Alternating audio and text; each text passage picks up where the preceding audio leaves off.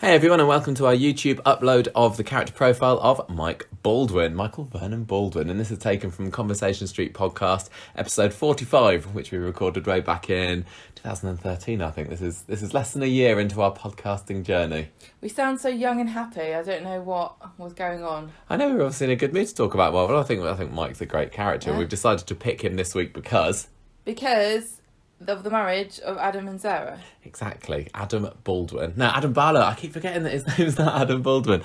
Adam Barlow is the son of Mike Baldwin, and I'm sure that Mike is smiling down on him as he weds the lovely Sarah Lou this week. Cracking great ceremonies, lad. Because as we all know, he is a Cockney. He is Mike Baldwin the Cockney, and as we know, that was Gemma's Cockney accent. I won't. Cool, blimey, Gavner. Anyway, here's the profile for Enjoy.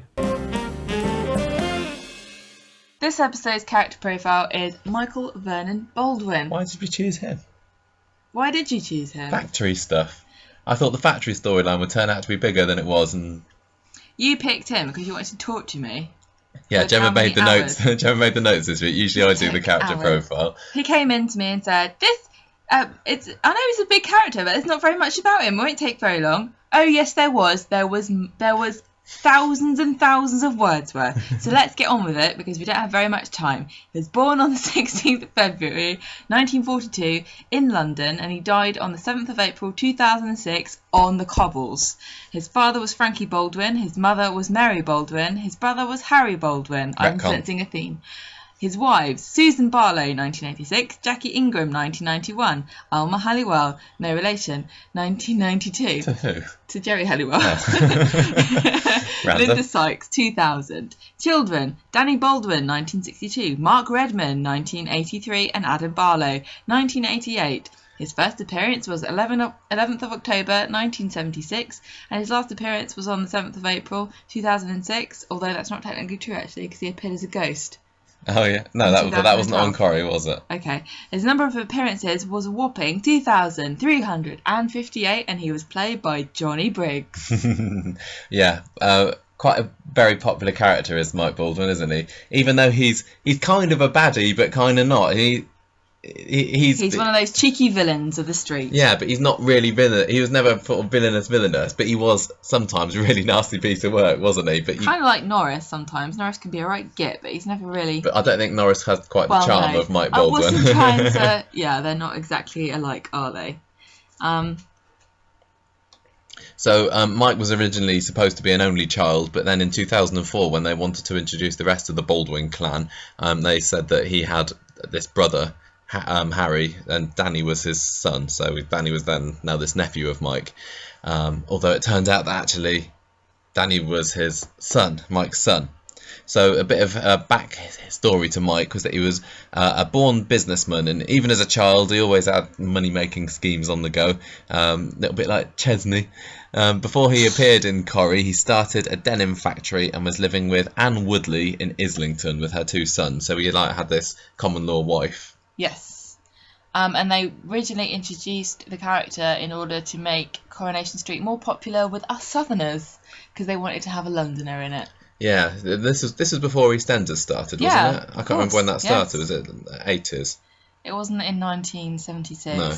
So go on, tell us the first storyline. 1976, Mike bought the burnt-out Mark Britton warehouse on Coronation Street and turned it into his second factory for Baldwin's Casuals. Always get my cardigans from there.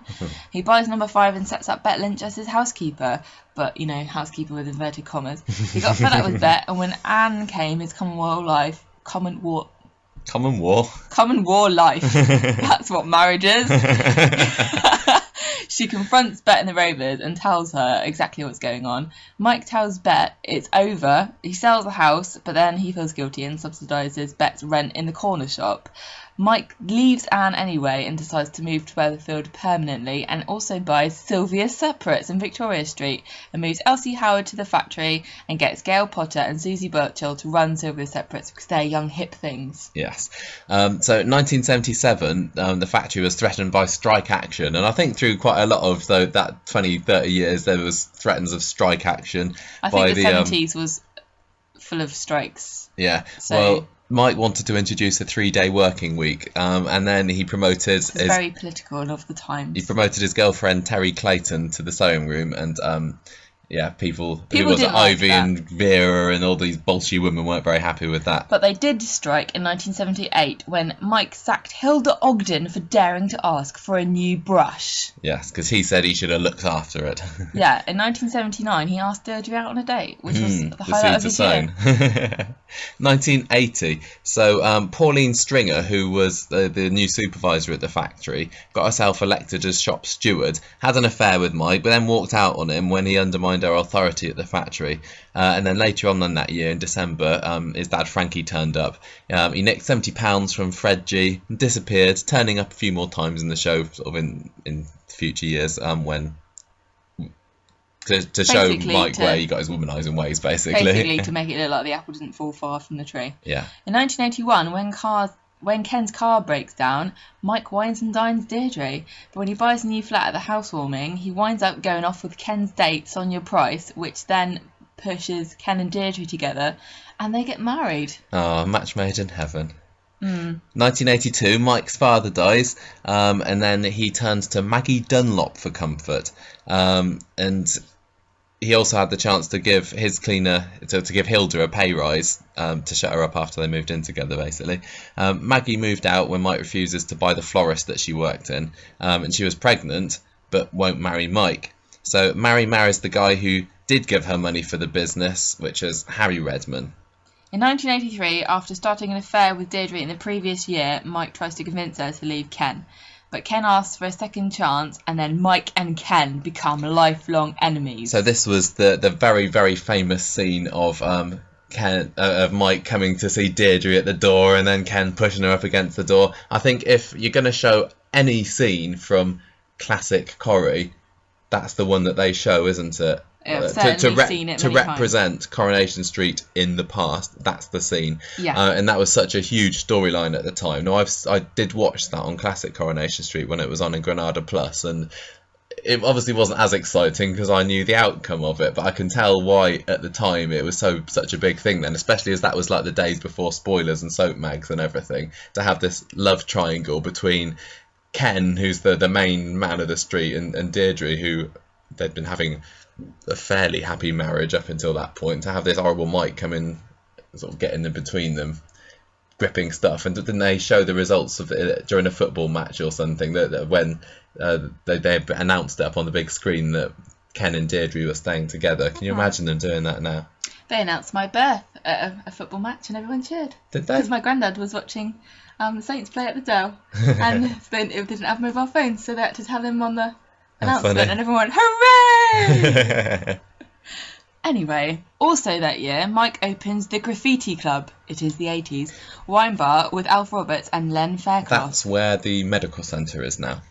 Ken slams the place in the Weatherfield recorder, but he had to retract it because of advertising. Now that kind of thing doesn't happen usually. And calls Mike the debonair dynamo of denim. I mean, after this affair, that was it between Ken and Mike, and from then on, for the next 20 years, they were at each other's throats, rivals for everything, and it was really great whenever they had a scene together, because the animosity between them. Just like Gail and Eileen. Yeah, it was, wasn't it?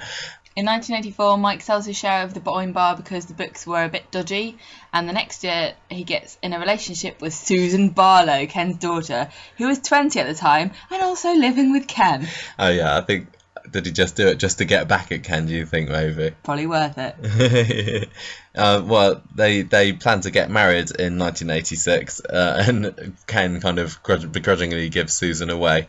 But there's not a marriage made in heaven, as you can imagine. And she wanted a career. She was a strong sort of 80s woman. Well, and she was Ken's daughter. She wasn't going to be any housewife, was she? No, but he wanted her to stay at home because, like, his idea of women were like back in the prehistoric days. So she walks out, but discovers that she's pregnant and has an abortion, supposedly, and then Mike can't forgive her for it. In 1988, Mike stops making denim and starts making curtains. And Kylie Watts, a young Kylie Watts, writes some kind of thesis or something that ends up getting leaked to Ken. What about the factory? About saying that the factory was a sweatshop, Right, but okay. from this, Ken gets the idea that Mike selling substandard curtains as first quality and publishes a piece in the Weatherfield Reporter, but then has to retract it again when Mike threatens to sue him. Yeah, later on that year, Mike got disqualified from driving because of drinking, and then sacked Vera and Ida for dobbing him in. Although, I can't remember when I was looking it up, whether it was actually them that did it. I can't remember. He also made another enemy of Don Brennan that year. Vera, he thought it was Vera, but it was actually Ida. Oh, okay, right. So he made an enemy of Don Brennan later that year as well, after he won his taxi in a poker game, and that was another real sort of animosity. There's a lot of animosity between those two up until Don's death. In 1989, he met Alma Sedgwick, who seduced him after beating him at golf. He then dumps her for Sean Prescott and sells the factory as well. Dawn Prescott. Sean Prescott. Did I say Sean? Yeah. Oh, sorry. At least I didn't say John Prescott. And he sold the factory as well. He bought land in Spain from Dawn's brother, but then it turned out to be worthless, so he kicked Dawn out because basically I think he's paid £150,000 for this land. But he had nothing left. He had to start all over again, and he started off making handbags in Alma's flat, but he got shut down. So then he took a job working at Peter Ingram's factory and ended up worming his way into his wife's heart, Jackie. Peter died of a heart attack, so Mike married Jackie and took over the factory, but the marriage ended after 2 weeks when Jackie found out that he was giving handouts to Alma. Yeah, he bought the garage with his divorce settlement, and thanks to a loan from Emily, and he called it MVB Motors, where he employed Kevin and Jim. So that was how Kevin started off at the garage.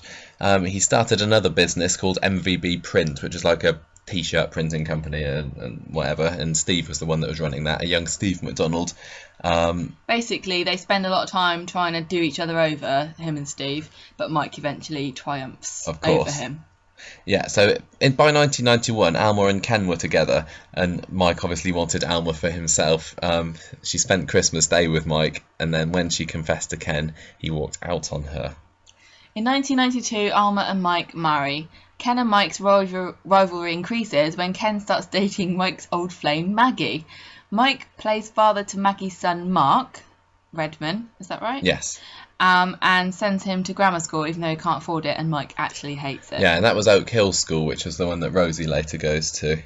Tracy then reveals that Mike is actually Mark's father, and the two spend time together before Maggie decides to move away. Yeah, and I think that was when they changed the age of Mark so that he could be the same age as Nick, which we mentioned a few weeks ago. So in 1995, now this is when I started watching it, Mike bought some flats in Crimea Street, taking on Deirdre as his housekeeper there, and that's what we were talking about in our last character profile, because that was the introduction of Roy Cropper. And in 1996, Stephen Reed, who is Gail's half-brother, came into the show. And he's Canadian. Yes. And because he wanted to find a manufacturer for his firm, and Mike started a new factory, sold the garage, tricking Don and his lover Josie into paying more than it was, or much more than it was worth, which meant that the business had to fold up. Mm-hmm. Alma makes a pass at Stephen, but is turned down and then confesses everything to Mike, but he doesn't care as long as it doesn't affect his business. Don Brennan goes insane when Josie leaves him, tries to kill himself, and leaves Stephen Reed to cancel his contract with Mike when he finds out about his dodgy dealings. Then Don decides to burn down the factory, and Mike is nearly arrested for arson, but he gets off thanks to his lawyer. I definitely remember that happening, but I think because I'd only just been watching it for maybe a year then, and I was only like, how old was I then? 13, 14? I didn't really know much about the backstory, so it's interesting hearing everything that's led up to this now. Yeah, so anyway, Mike was nearly arrested for arson, but got off. Don tried to abduct Alma in his taxi. He was driving around the streets of Weatherfield. That was a great episode. Drives into the canal, Richard Hillman style. Unbeknownst to Alma, then, Mike started Underworld with Angie Freeman. Alma tried to get a job at Furman's Freezers, but Mike wasn't happy at all with the idea that he'd be married to somebody who was working as a checkout girl, so he whisked her off to Cyprus. Mike doesn't get on well with his business partner Angie, but he has worse trouble when Don escapes from the mental ward and attacks Mike with a chair leg. I remember that was scary. Don then kills himself by driving Mike's car into the viaduct. That was really good. That's one of my favourite exits from the 90s, I think. 1998 was when Deirdre went to prison, and he frustrated, I think, Alma and Ken by being Deirdre's supporter, and Deirdre sort of was so grateful to Mike once she escaped. When she was let off. He got her his lawyer, who got him off of arson. Yeah. The arson charge. We also had everything with Hayley coming in that year, and Mike finding out that she was a transsexual and being pretty nasty and making fun of it, and he sacked her. When you say it, though, you mean the fact that she was transsexual. You weren't referring to her as it, No. Of course. He was really horrible. He was mocking her openly, and I'm kind of glad they had a character do that to show how vile it is. Yeah, but he settled down eventually because Hayley stood up for herself, didn't she? Yeah, well, he sacked her, and then he was forced to reinstate her, and decided that he was going to continue to be horrible to her, but she kind of... Yeah. He never really accepted her, but he stuck calling her names, I think. Yeah. In 1999, Mike was blackmailed by Julia Stone, who slept with him and threatened to send photos to Alma. But Alma found out anyway and moved out. And during the separation, Mike fell in love with Linda Sykes. And Alma... Linda Sykes is a character that I don't know what she looks like. I don't know anything about her, but her name just keeps cropping up. It does, and she wasn't even a big character particularly. She got herself in a lot of storylines, that girl. Yeah, well, Alma and Mike got divorced, and then that year there was quite a big storyline because Linda was having an affair with Mark, who was back on the scene again, played by a different actor. So at Mike and Linda's wedding, it all came out that this affair was going on, and Mark had been his best man, so it was rather awkward. That was in 2000. Yeah. Oh, and Roy had to step in as being his best man because Mark had disappeared on the day because he couldn't face it, so that was very awkward. But for some reason, Mike decides to not forgive Mark, his son, but forgive Linda instead. It was very awkward. They were I remember them in the back of a horse-drawn carriage together, and it was a bit tense. As it would be. Mike, in 2001, finds out about Adam. Yeah, so that's Susan Barlow's son that she didn't actually have aborted. The doctor's going to abduct you. So he was brought up in Glasgow, and Mike demands to be able to see him, but Susan decides to escape from Mike's clutches, but dies in a car crash. And Adam survives, but then Ken and Mike both try to get custody, but Mike wins. Yeah. He then started seeing Penny King, who was the wife of another factory boss who had also died of a heart attack, I think, if I remember right. It's a stressful job. Ask Carla. And that led to a falling out between him and Fred Elliott, who also fancied Penny. And then we got the whole storyline with Danny turning up, and he was married to, or was he married to? I can't remember. He was married to Frankie Baldwin. It's not weird. Frankie Baldwin, Yeah. Mike's dad. That was a bit of Frankie, a lady. I did like Frankie. Yeah, I liked her. She was one of the only ones in that clan that I liked. Yeah. Um, This supposed nephew turns out to be his son. And Danny Baldwin was not happy about being Mike's son, even though Mike really wanted to make the relationship work. But then it sets up a rivalry between Adam and Danny, who both try to take control of the factory. But when Mike starts to get Alzheimer's, Danny gets legal control of the business. I remember when Johnny Briggs was leaving, and they made a thing about it's going to be quite a long, drawn-out exit, and they wanted to have this Alzheimer's storyline. And I remember them starting to drip it in because Mike would suddenly start to call Penny Alma or something, and then it got worse and worse, and it was quite sad, wasn't it, the way that it played out?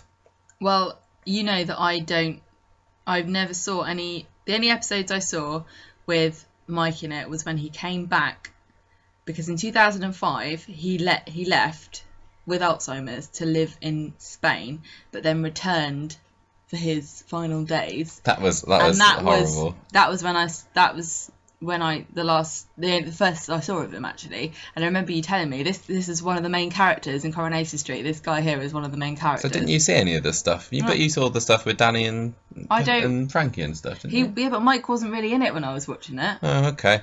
Well, yeah, he broke out of hospital in the end, didn't he? And then he was sort of walking around the streets in his dressing gown and everything, and he had quite a He sad. was very confused. Yeah, he was. He didn't know what was going on, and he wound up at the factory, didn't he? And died in Ken's arms, which Of a was heart attack. yeah, what a sad way for him to go, and quite Well, kind of poetic. It was sad in one sense, of course, because it's a terrible affliction and I think one of the worst things that we're facing as a society, like in the future, it's going to become more of a priority for people to try to cure this. But in another sense, Mike left triumphantly, claiming that Deirdre was all his and that he had won. That gave me chills when he was dying, and he was like, "Deirdre's mine, Barlow." And Ken was like, "Oh no, Mike," and then he died. It was really, really sad. I think a lot of people got a bit mad that Mike died this early because Alzheimer's can be a problem for years and years and years, and the producers obviously didn't want it to last for years and years and years, so they had to have him die another way of pneumonia, I think it was, and then this heart attack. But it was a really good ending for him. Well, let's be frank, there's no way they could have kept the storyline going on for years. No.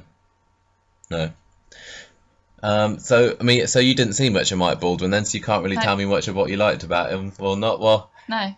Like I said, I enjoyed him. He was a good kind of villain, because he wasn't really a villain, but he was just somebody that was nasty, and it was good to have like a Cockney wide boy kind of character on the programme. Yeah, good character. Sadly missed.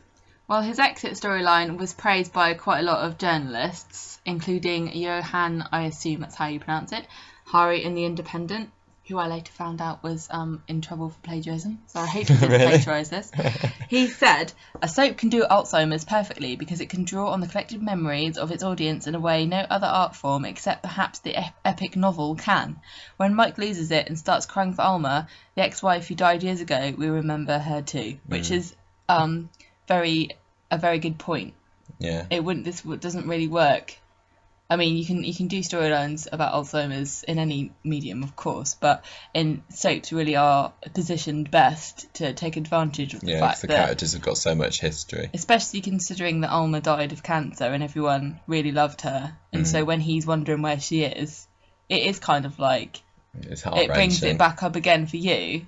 Yeah. Yeah. So it was well-crafted storyline, and even though I couldn't really appreciate it to its full extent because I'd never seen what Mike was really like before, I still thought it was very well handled. Especially the whole epic rivalry coming to such a tragic end, because I think that they did kind of make up before the end. There was a scene where I think they were both involved in the hostage drama at the supermarket, and Ken and Mike were tied up next to each other, and they kind of agreed to let bygones be bygones. So obviously they didn't. Well, they weren't total rivals by the time he died. That's what I'm saying. They kind of made up, but because Mike was losing it, he thought he was still the arch enemies. Ken must have been like, "No, Deirdre's my wife, but I can't tell you because you're sick. Yeah. Damn it!" Right, I think we better tie that one up there. So back next week with another character profile. There you go, everybody. Thank you for listening to that one. Hope you enjoyed reliving some of Mike's finest moments on the street. I've been quite enjoying watching him on Classic Coronation Street in the last couple of years.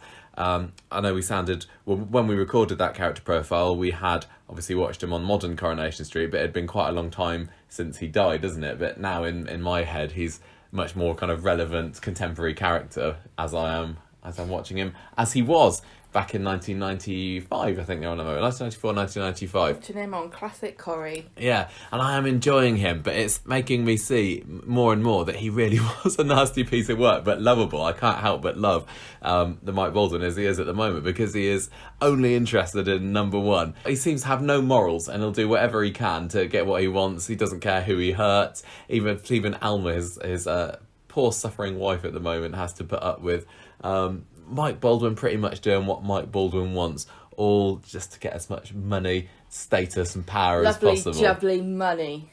Yeah, he's been proper nasty, and I've enjoyed watching things like the saga where he got married to Jackie. I've been enjoying seeing some of more of his relationship with Deirdre. It's been really, really awesome. And also the stuff that with Steve McDonald, who's come into some money recently on Classic Coronation Street, and Mike has not been impressed at all that Steve's bought a house in the flats, and it's been quite funny seeing Steve attempt to put him down a peg or two, put Mike Baldwin down a peg or two, but at the end of the day, Mike Baldwin is always the one laughing. He always has the last laugh, didn't he? Mm-hmm. Even as he was there lying in Ken Barlow's arms, his final words was him crowing that he was the one that Deirdre loved.